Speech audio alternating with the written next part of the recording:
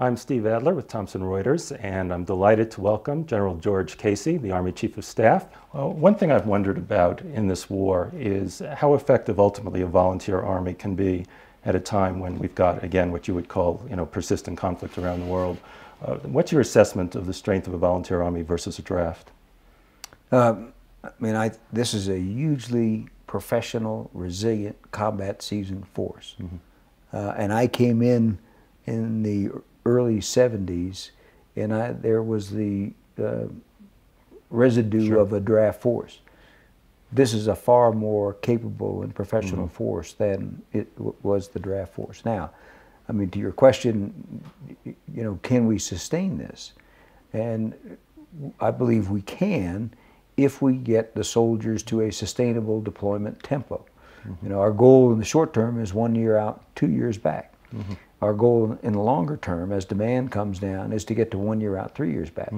I think if we can get to those levels, I think we can sustain this volunteer force through an era of persistent conflict. You had mentioned in an interview that you were shooting for 9-month deployments. Did you determine that wasn't practical? Not yet. In fact, we have a study ongoing right now that looks at the second and third impacts of going to 9-month deployments. And then also looking at, if we did, when might we do that? But if I had my choice right now, today, I would go to 9-month deployments at 1 year out, 3 years back. And I think that it actually would be 27 months back. It's a 1-to-3 ratio. So if you're gone for 9, you're home for 27. So, but that I think is sustainable for a long period of time. There's been a perception that we have an enormous technology advantage in the military, and then there's been some questioning as to whether that's overrated. What's your sense of the role of technology in fighting effectively in the 21st century?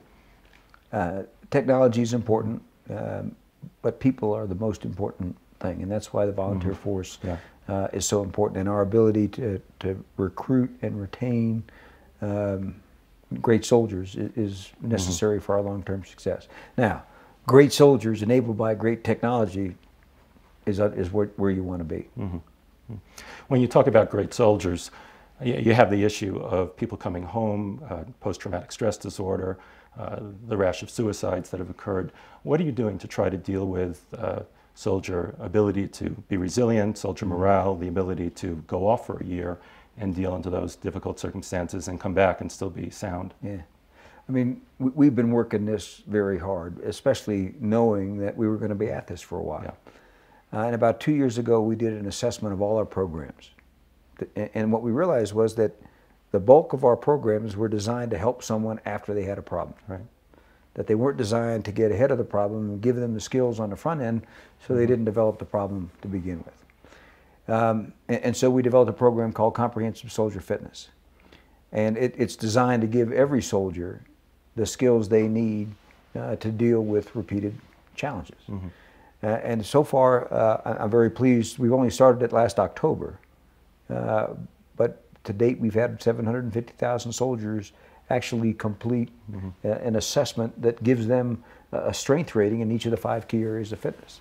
We're also trained about 1,300 master resilience trainers. These are sergeants who work with soldiers to help them understand how they can become better soldiers by using the resilience skills.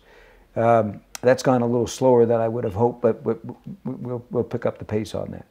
But I think it's hugely important to get on the front end of this, because we're going to be doing this for another decade or so. And I think this program has great promise. The interesting thing, the sergeants have gone up to the University of Pennsylvania for 10 days to school. And there's this metamorphosis that takes place about day 3 or day 4, where they all kind of come in going, okay, right, this is too touchy-feely for me. And about day 4, they kind of have a mindset change where they see the utility not only in their professional lives, but in their personal lives.